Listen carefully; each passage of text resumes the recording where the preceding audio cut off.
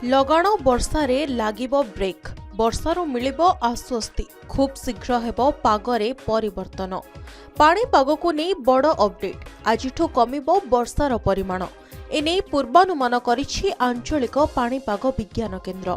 राज्य में 11 तारिख जाए विभिन्न स्थान में स्वल्परू मध्यम धरणर वर्षा संभावना रही।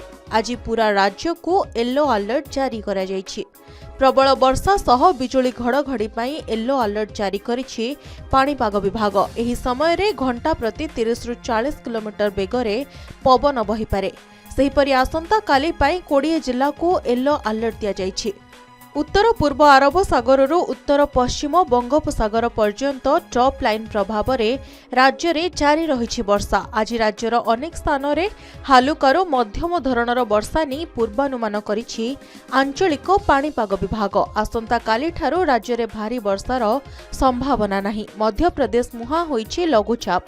बंगोपसागर रे सृष्टि होइथिबा लघुचाप ओडिशा अतिक्रम करी वर्तमान उत्तर छत्तीसगढ़ और पूर्व मध्य प्रदेश उपरे केन्द्रीभूत रही। यह प्रभाव में महानदी उपर मुंड और छत्तीसगढ़ को लगी रही ओडिशार सीमांतवर्ती जिला गुड़िकरे वर्षा जारी रही।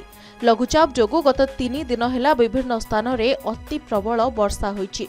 एपटे वर्षा जोगु वर्तमान राज्यर एकाधिक नदी में जलस्तर बढ़िबारे लागिछि। हीराकुद्र जल भंडारर 16टी गेट खोला जाइछि।